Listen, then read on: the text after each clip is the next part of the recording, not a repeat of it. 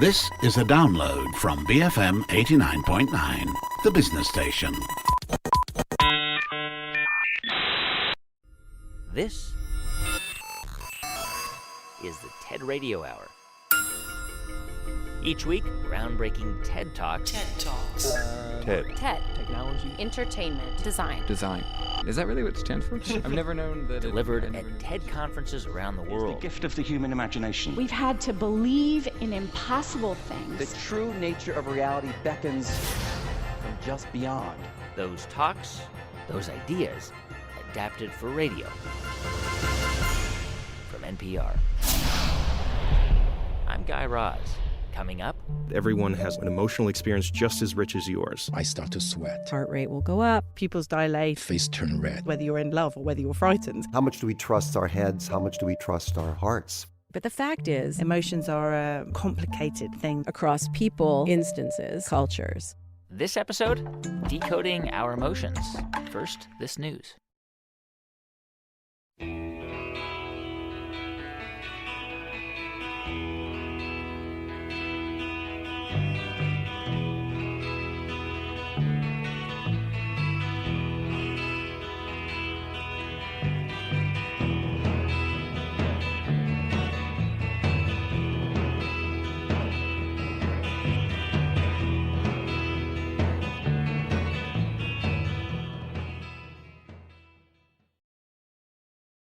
It's the TED Radio Hour from NPR. I'm Guy Raz. So, have you ever had that experience?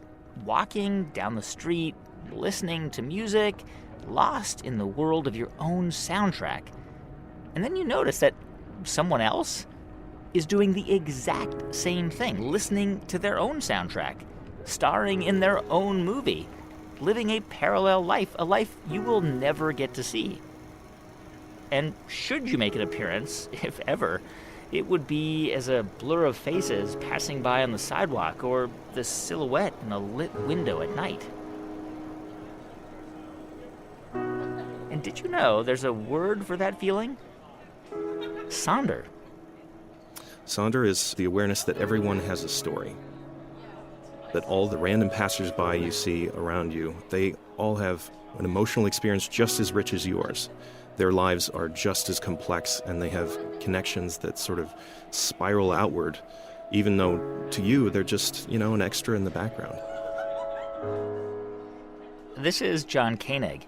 He's the creator of the Dictionary of Obscure Sorrows, which essentially makes up words for emotions where words didn't previously exist, like sonder and locucism. Locucism, yeah, that is the hunger for disaster. You don't want disaster to befall you. You don't want the hurricane to sweep through and rip up your neighborhood. But some small part of you does. So how many words are actually in your dictionary? Oh, I'd say about maybe around 700, something like that. That's a lot of words. Maybe a little bit less. So do you know all of them by memory now, by heart? I will. Some of them I just wrote. So I think the more I sit with them, the more real they become to me. And I think that's really the advantage of naming emotions, is that part of the sting behind a lot of our sadnesses is that they're mysterious. And we don't know how, what the boundaries of them are. And so what I found is when you put a name to a feeling and try to pick it apart with, as much precision as you can stand, it can actually diffuse the bomb a little bit. Whether it's, if you're afraid of death, there's a lot of different little components to that, right? It's, your story coming to an end, and so that makes you reflect on what your story was. It's a kind of a fear of the void, a fear of having to leave the world behind into the unknown. So most of us experience these kinds of emotions, whether we can define them or not. But those feelings, they're complicated. So on the show today, we're going to try to decode them and hear ideas about whether we have control over our emotions, what they actually are and why we feel them, and how things like language, culture, and context can shape our emotional lives. And for John Koenig, the language he invented to describe those emotions is a reminder that maybe someone else out there feels those things too. I became fascinated with just this idea of this huge book that defined all of the unknowables of the human experience. That I guess it would be a confirmation that you are not alone in how you feel. Here's more from John Koenig on the TED stage. In Mandarin, they have a word yu yi, I'm not pronouncing it correctly, which means the longing to feel intensely again, the way you did when you were a kid. In Polish, they have a word juska, which is the kind of hypothetical conversation that you compulsively play out in your head. And finally, in German, of course in German, they have a word called Zielschmerz, which is the dread of getting what you want. Now, I'm not sure if I would use any of these words as I go about my day, but I'm really glad they exist. But the only reason they exist is because I made them up. What is monocopsis?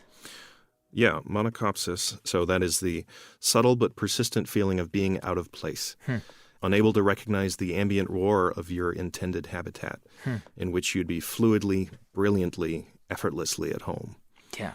I experience that virtually every single hour of my life. Really? Yeah. Just a feeling of being out of place. Like multiple times a day. Yeah. Ellipsism. Ellipsism. The sadness that you'll never be able to know how history will turn out. You keep passing on the joke of being alive without ever really learning the punchline. So to the extent that you pass the baton of this story on to someone else, you never get to know how it ends. It's crazy, isn't it? But there's a sweetness in there too. I don't know. If we stay aware of our limitations, it kind of makes the rest of life just seem a little more like a miracle. Yeah. I mean, it's interesting because you can, these emotions, these feelings are they're less obscure than we think. I mean, they're actually much more universal than obscure sorrows. Maybe universal sorrows, the dictionary of universal sorrows. That's true. There's certainly a universality in the responses to them. And I think one of the most poignant parts of this project is that I get emails from people describing their own feelings that they would love a word for. And often, I'll get 2 emails in my inbox on the same day from people on opposite sides of the earth describing the same way in which they feel alone, and they have no way of knowing that someone else is out there feeling the exact same thing on the exact same day. I'm lucky enough to be in a position that they share that with me, and then I can see that a lot of us are feeling a lot of these same things. John Koenig, he's the creator of the Dictionary of Obscure Sorrows, which will soon become a book. You can see his full talk at TED.com. So you study the history of emotions? Yeah, it sounds paradoxical, doesn't it? I mean, how can emotions possibly have histories? This is Tiffany Watt-Smith. She's a research fellow at the Center for the History of Emotions at Queen Mary University in London. We talk about history as something which changes and it mutates over time, and yet we think of emotions as being these kind of universal fixed points in human experience. But I think emotions are a much more complicated thing than a simple reflex. They are malleable, they're flexible. And this question about where emotions come from, it isn't a new one. People have been coming up with theories for a long time. Thousands of years, actually. You get them, in Aristotle, you get them, there's an ancient Chinese encyclopedia called the Li Qi, and you get them in Descartes. But for most of modern history, they weren't actually called emotions. That word starts to be used in about 1830. I think before then you talked about passions and affections of the soul and surprises of the heart and all sorts of odd things.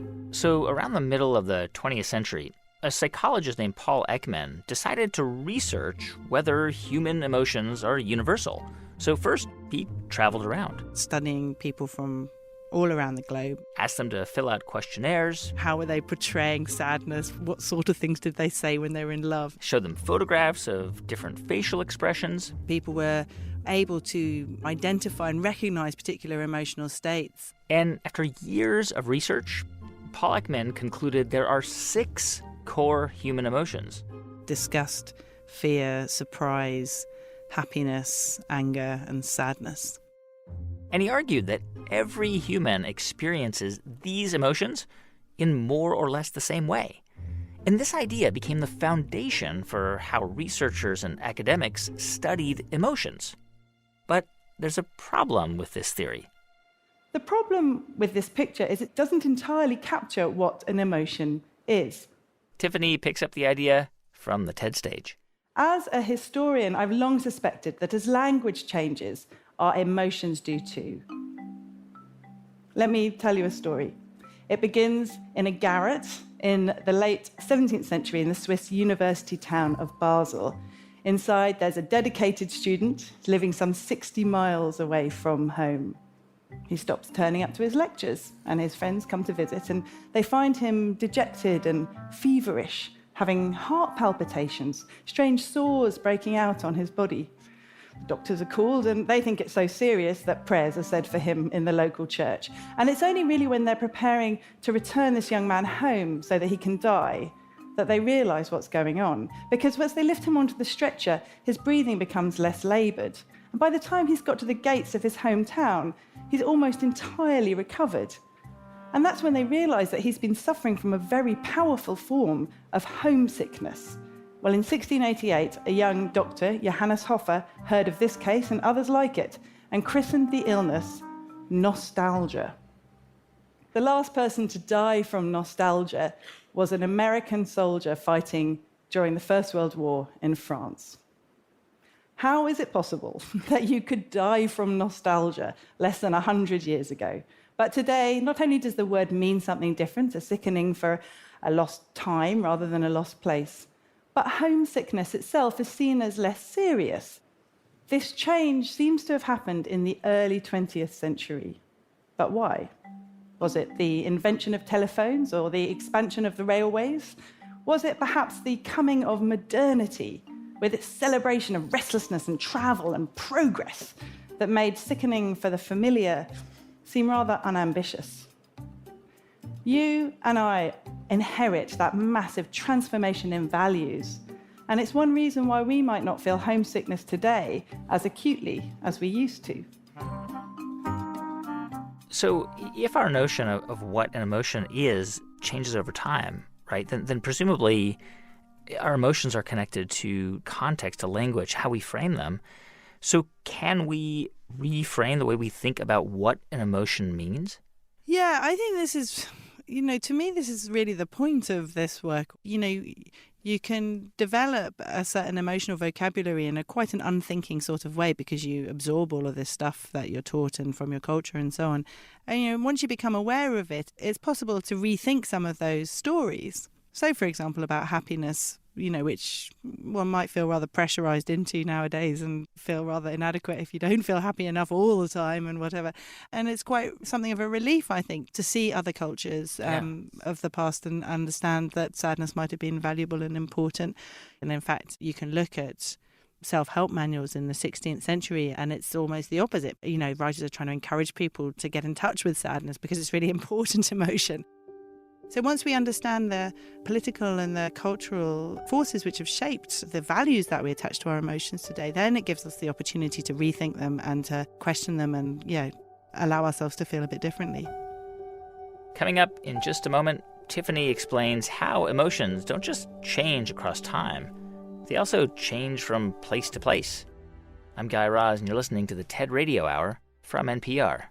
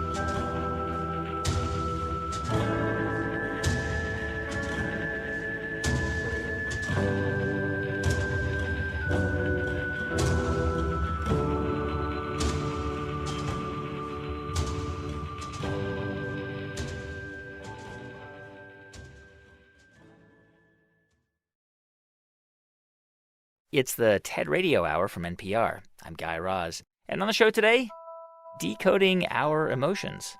And historian Tiffany Watt-Smith says that emotions not only differ across time, but they also vary from country to country, as she explained from the TED stage. One of my favorite emotions is a Japanese word, amae. Amae is a very common word in Japan, but it is actually quite hard to translate. It means something like the pleasure that you get when you're able to temporarily hand over responsibility for your life to someone else.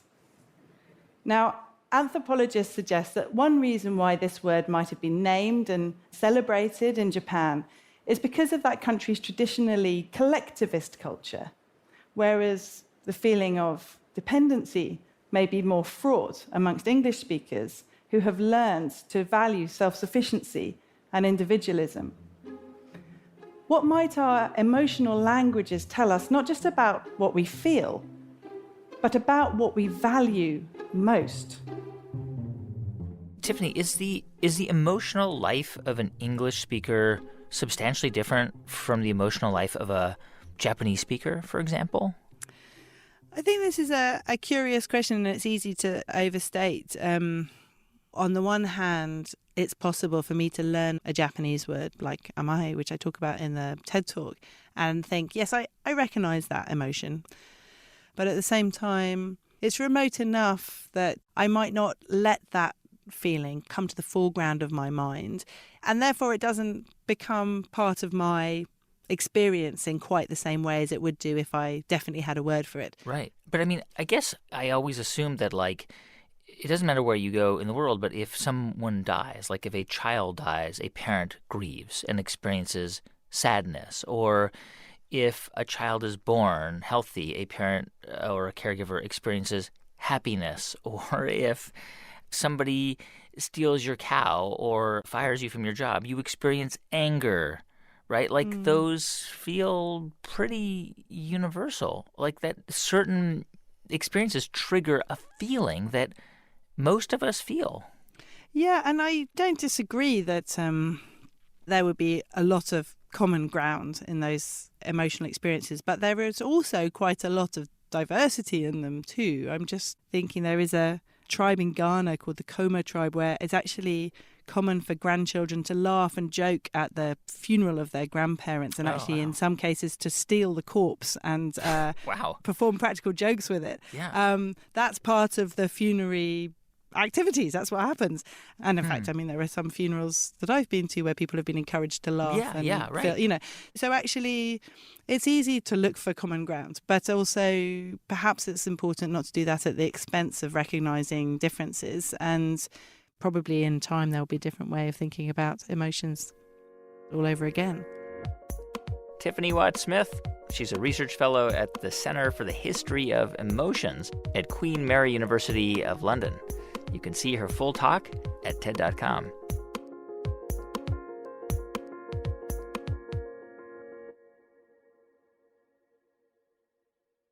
When you think about the science of emotions, what was like the traditional, scientific view of them? Well, when I entered graduate school, the assumption was that your brain comes pre-wired with the so-called basic emotions: anger, sadness, fear, disgust, happiness, and surprise.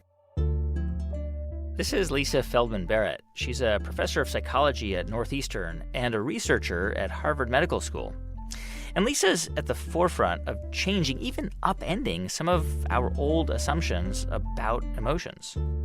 The assumption is that that our brains come pre-wired to make these emotions, and that when something trips one of these circuits, let's say fear, that we will have a very specific physical response. Heart rate will go up and maybe we'll freeze.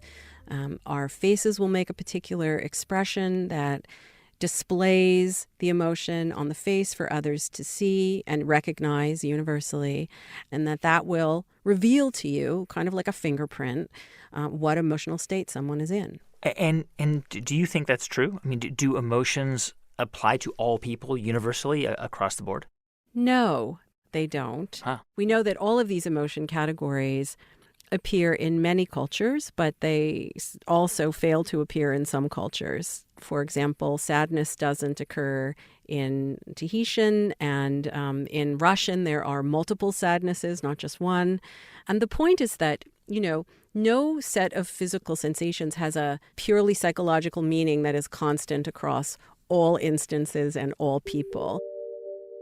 People often phrase the question as to say, does a human brain come pre-wired with the capacity to make anger, sadness, fear, disgust, and so on? And the answer is no.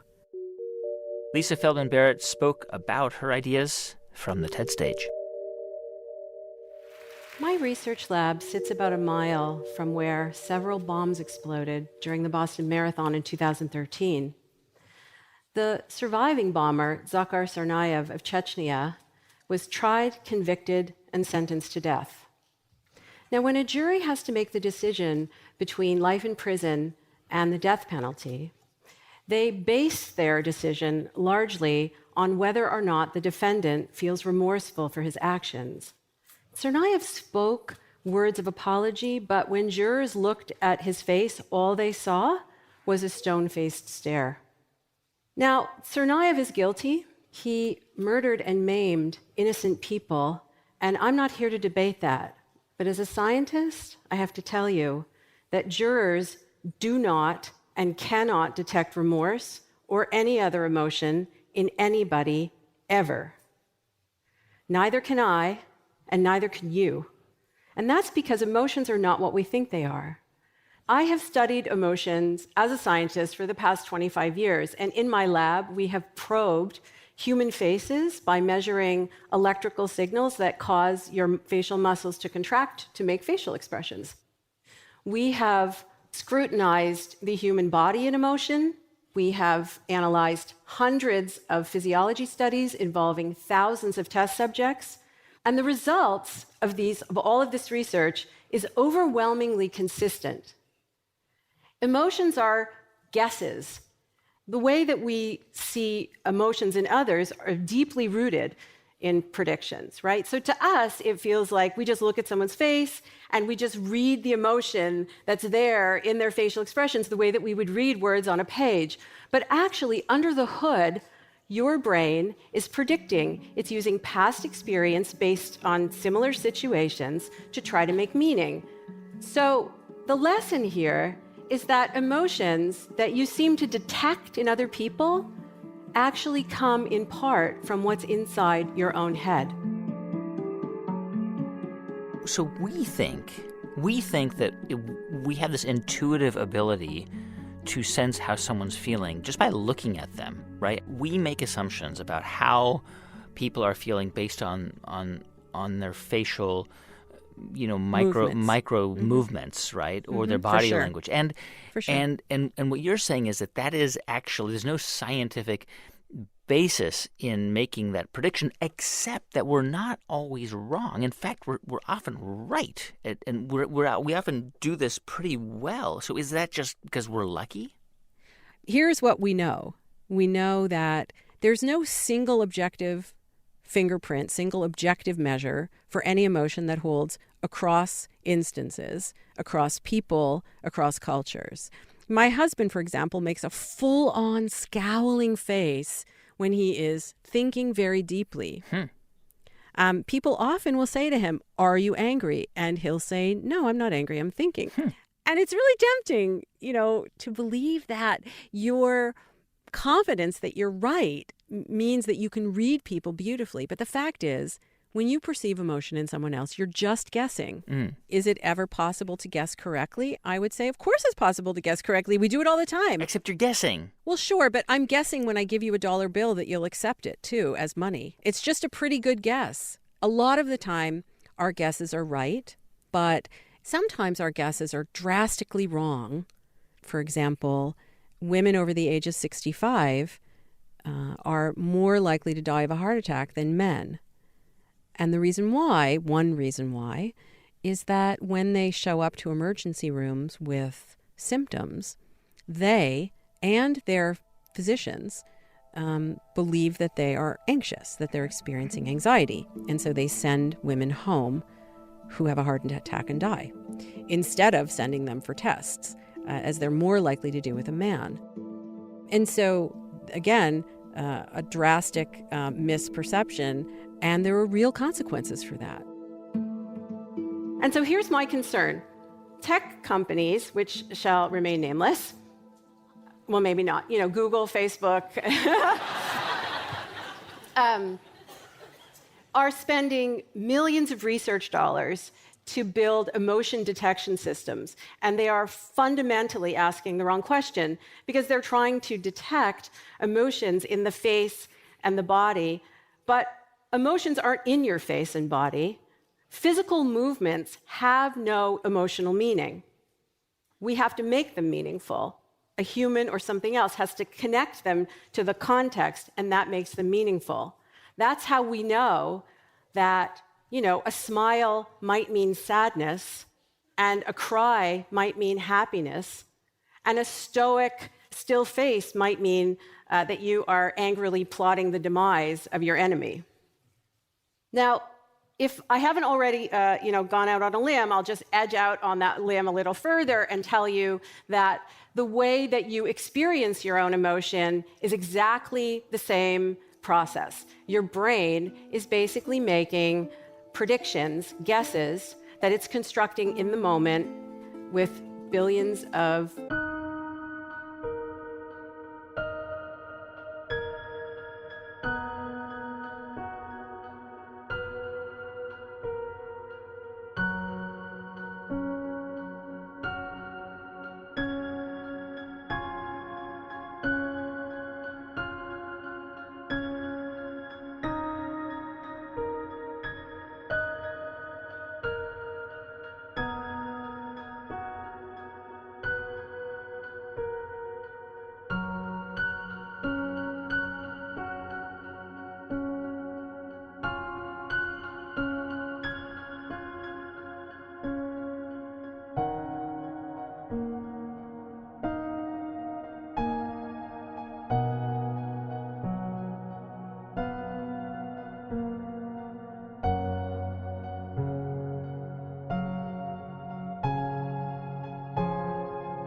neurons working together.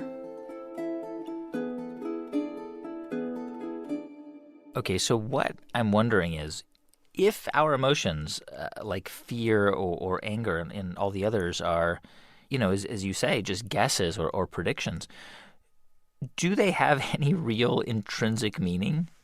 Well, I think I would answer that question in two parts. If you're asking me, does anger have an intrinsic meaning? I would say no, it has no intrinsic meaning. If you say, does an instance of anger have an intrinsic meaning in a particular situation, I might be tempted to more likely say, yes, for you in that situation, anger is real. It's very real. It's real in the same way that money is real. It's real in the same way that even something like the presidency, president has powers, not because the president is endowed with those powers by nature, but because we all agree that the president has powers, right?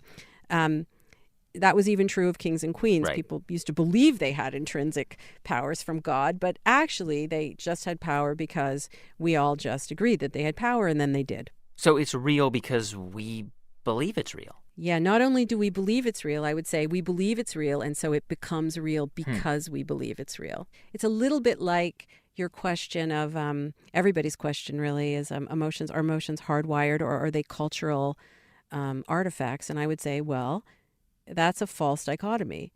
They are cultural artifacts that are made in your brain. Your brain is a cultural artifact to some extent. You have the kind of brain that allows us to transmit culture by wiring the brains of the next generation to make perceptions and experiences in the same way that we do. And so similarly, I would say emotions are real. They're absolutely real. But they are real in a very situated way because we've learned and agree on how to make sense of particular sensations in particular situations. So in that sense, they really are a function of our collective imagination. Psychologist and researcher Lisa Feldman Barrett. You can find her full talk at TED.com.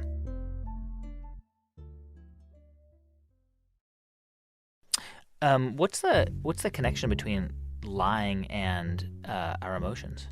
When we lie to cover up our own transgressions, you have this fear of being caught.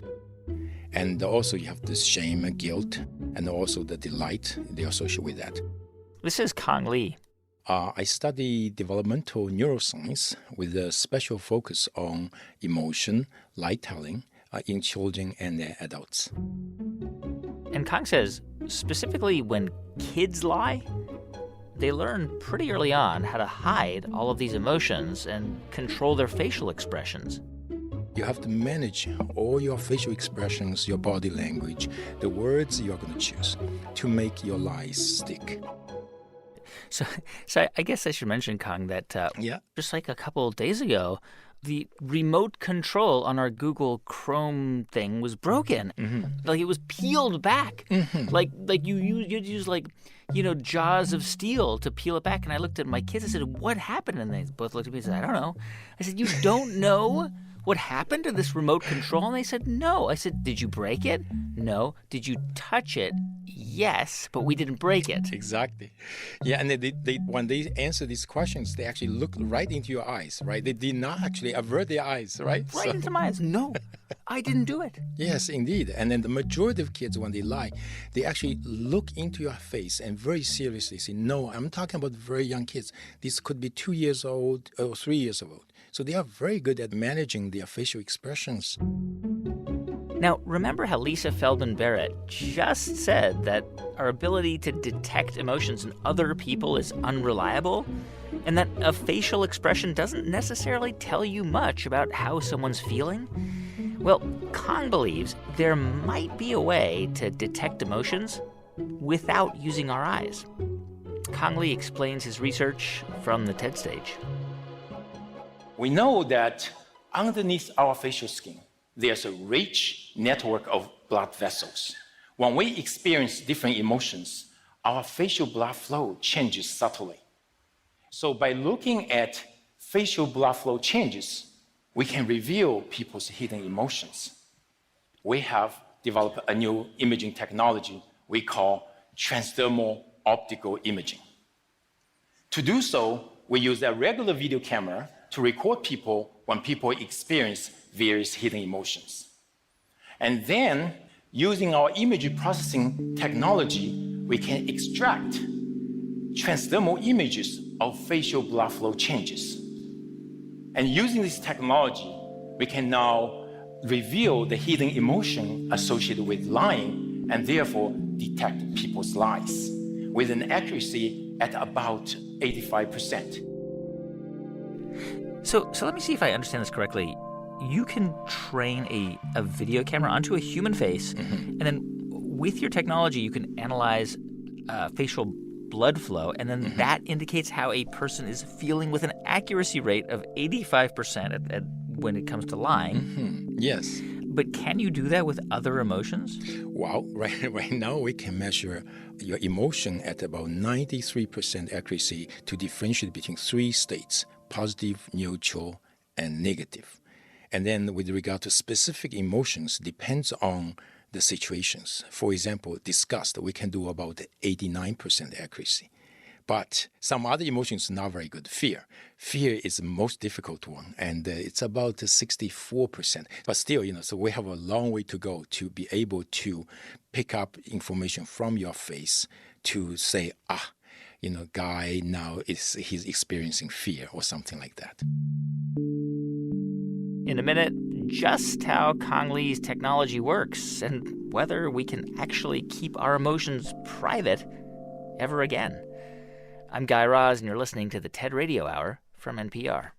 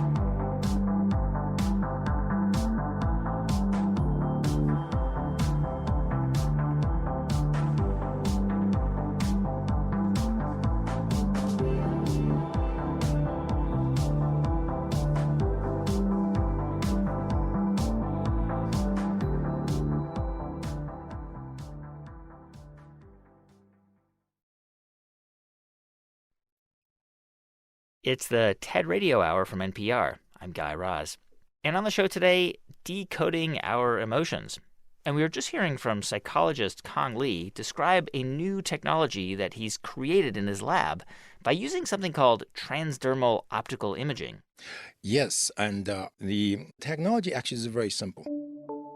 So basically, it starts with our skin, which is translucent. So when light's coming into your face, it does not bounce back right away. So it actually penetrates to the deeper layers of our face.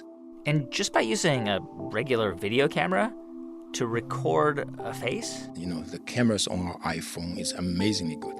That video footage, when it's run through Kong's machine learning algorithms, it can pick up a lot of physiological clues under our skin.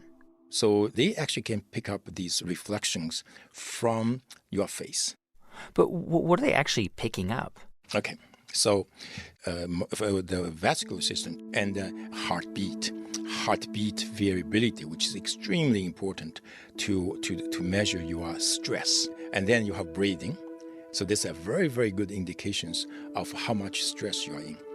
And they all come to modulate the blood flows on your whole body, and all these activities comes out as a symphony, basically, on your face. And from there, what we are doing right now is to basically decode it, like decipher these secrets coming out of your face to know what's going on in your physiological system. And over time, Kong has found markers for what happens in our bodies when we're, say, disgusted or surprised or angry. And I know what you're thinking. We just heard Lisa Feldman Barrett say that universal emotions don't exist and that emotions vary based on culture and context. And for the most part, Kong, well, he says... Yeah, so I agree with Lisa. Cognitive appraisal is a very, very important part of our emotional experiences. So, for example, the same physiological activities, but in two different situations, would give rise to entirely different emotional experiences. So let's say you have short of breath, your heart rate is pumping. In one situation is you are fearful, but the other situation maybe you are in love. So, and this is all about you making this cognitive appraisal of the situation. So is that why your team is still at 64% accuracy when it comes to fear? Because the physical markers, the physiological markers for fear are so much harder to distinguish with falling in love or anger.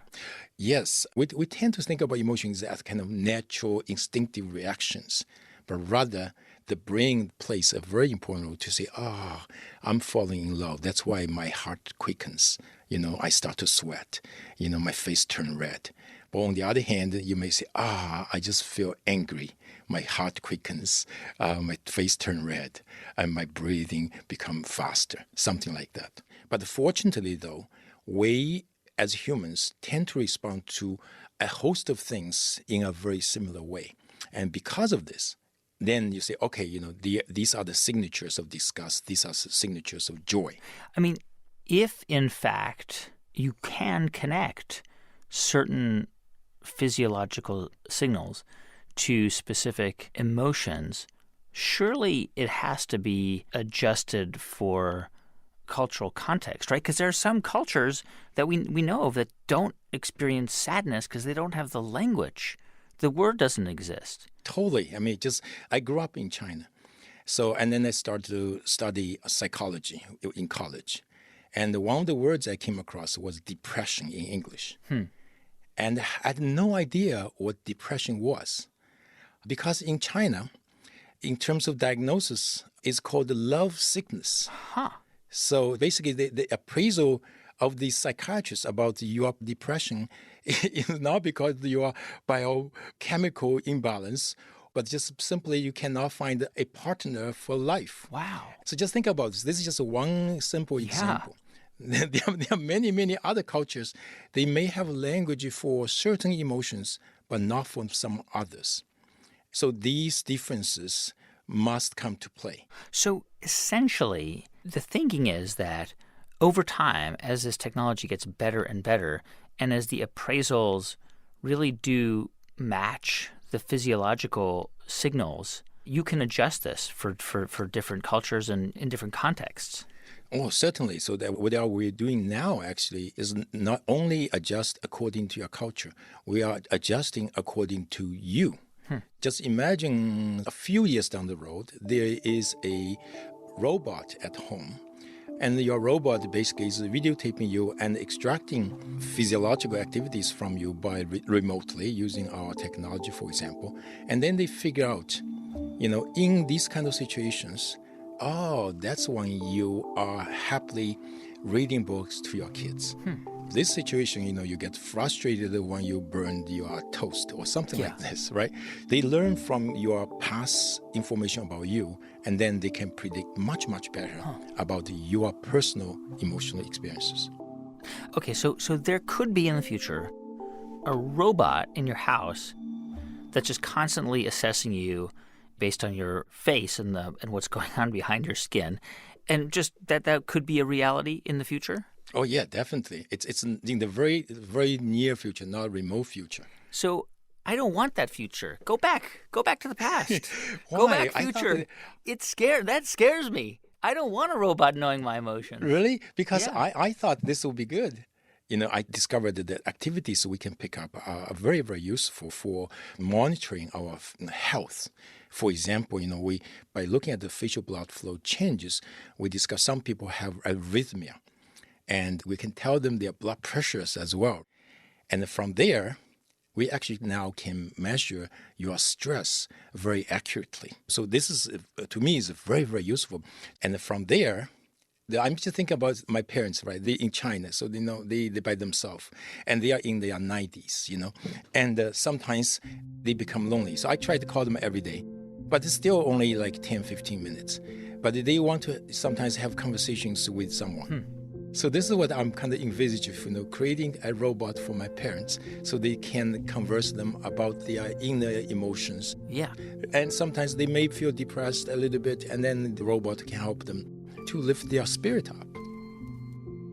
That's Kong Lee. He's a professor at the University of Toronto. You can see his entire talk at TED.com.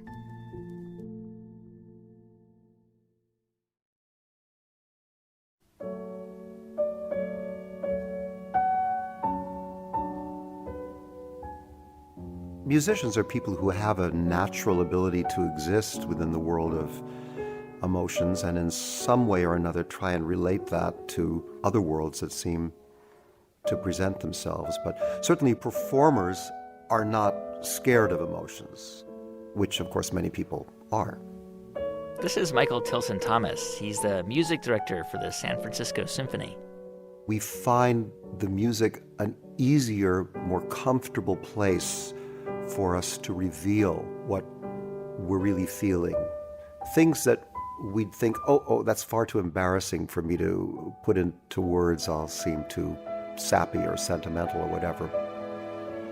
But inside of the music, it's possible for us to confess to those things in a way that's very generous, very real, and allows us to hold on to our sense of balance with the bigger picture of the whole world.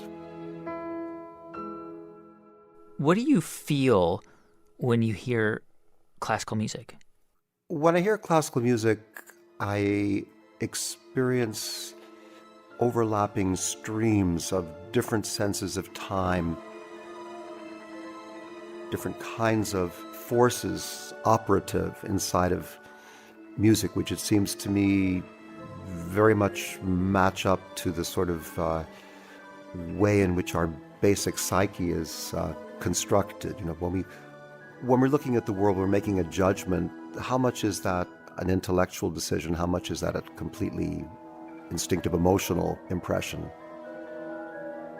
How much do we trust our heads? How much do we trust our hearts from moment to moment? And music is constantly shifting in its examination of those forces.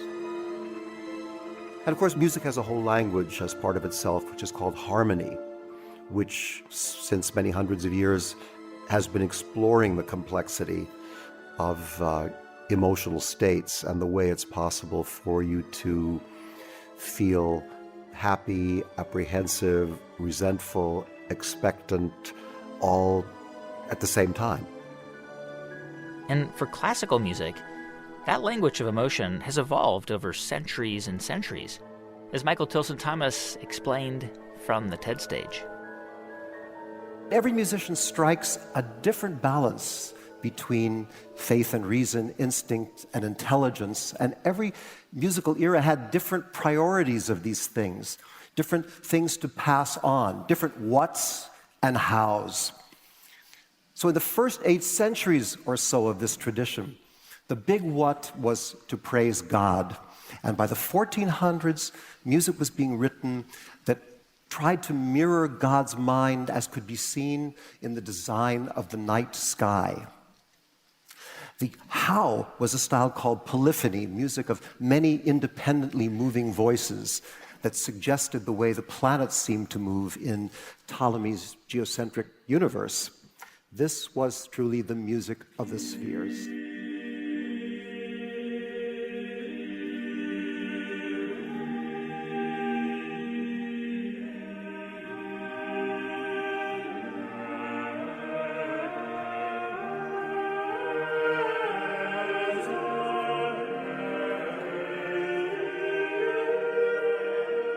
This is the kind of music that Leonardo da Vinci would have known, and perhaps its tremendous intellectual perfection and serenity meant that something new had to happen, a radical new move, which in 1600 is what did happen.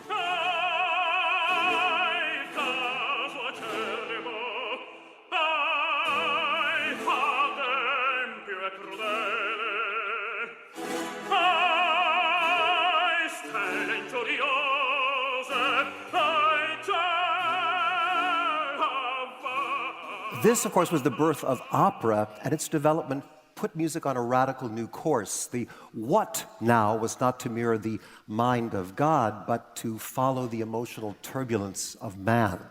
And the how was harmony, stacking up the pitches to form chords. And the chords, it turned out, were capable of representing an incredible varieties of emotions.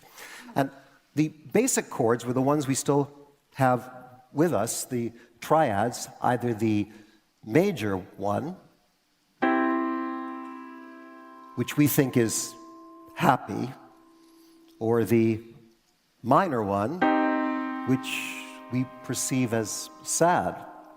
But what's the actual difference between these two chords? It's just these two notes in the middle, right?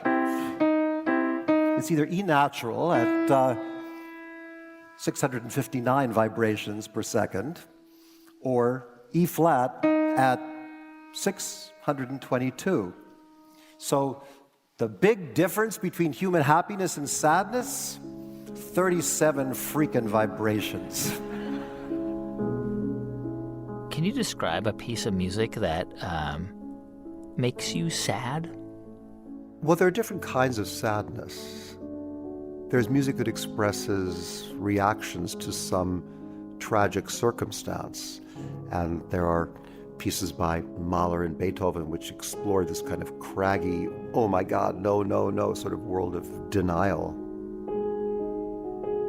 And they are sad in a conflictful sort of way. But there's also music that is sad in a more radiant, transcendent way. And I find it so interesting that very often when people experience something which is profoundly beautiful, which seems to be right on the edge of the highest perfection one can imagine, that they have this experience of tears coming into their eyes. Maybe they're smiling, but they still have tears in their eyes. I've always asked myself, why is that? And I think it's because in the contemplation of something that is perfection, that something in our mortal nature says, and this can't possibly last. As much as I would like to hold on to this and be in it forever, I know that can't be so. So there's this sense of loss and some kind of underlying sense of longing, of wishing one could somehow hold on to it or be assured of returning to it. As man began to understand more his complex and ambivalent nature, harmony grew more complex to reflect it. Turned out it was capable of expressing emotions beyond the ability of words.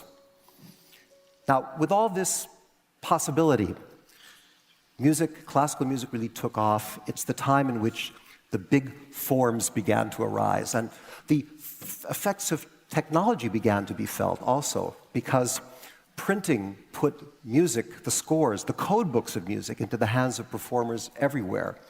And new and improved instruments made the age of the virtuoso possible. This is when those big forms arose, the symphonies, the sonatas, the concertos, and in these big architectures of time, composers like Beethoven could share the insights of a lifetime. A piece like Beethoven's Fifth, basically witnessing how it was possible for him to go from sorrow and anger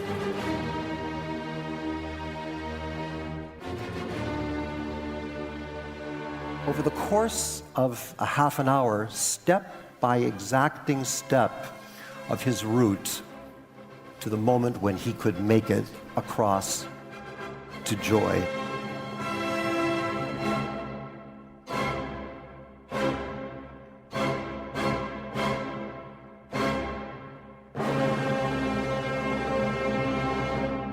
Thank you.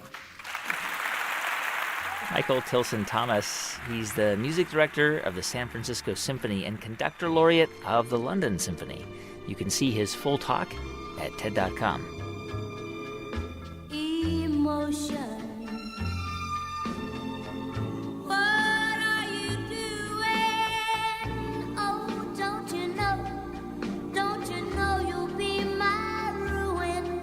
Hey, thanks for listening to our show this week, Decoding Our Emotions. If you want to find out more about who was on it, go to TED.npr.org. To see hundreds more TED Talks, check out TED.com or the TED app. And you can listen to this show anytime by subscribing to our podcast. You can do it now on Apple Podcasts or however you get your podcasts. Our production staff at NPR includes Jeff Rogers, Sanaz Meshkinpour, Janae West, Neva Grant, Rund Abdel Fattah, Casey Herman, and Rachel Faulkner, with help from Daniel Shukin. Our intern is Diba Motasham. Our partners at TED are Chris Anderson, Colin Helms, Anna Phelan, and Janet Lee. I'm Guy Raz, and you've been listening to Ideas Worth Spreading right here on the TED Radio Hour from NPR. Thank you for listening to this podcast.